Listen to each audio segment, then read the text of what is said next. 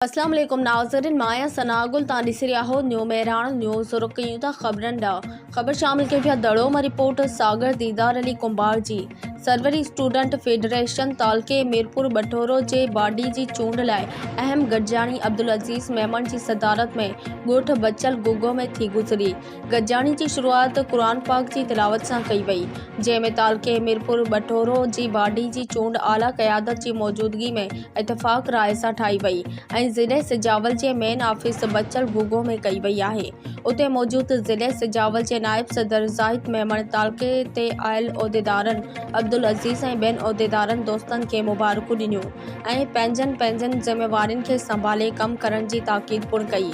उन मौके ते मौजूद असगर गुगो, मुराद अली गुगो, मीर मोहम्मद गुगो, हारून सोमरो, आशिर अली शाह, हबीबुल्ला गुगो, ज़ुल्फ़कार गुगो, वक़ार गुगो ऐं ॿियनि दोस्तनि वॾे अंग में शिरकत कई। अहिड़े अमल के साराहियो।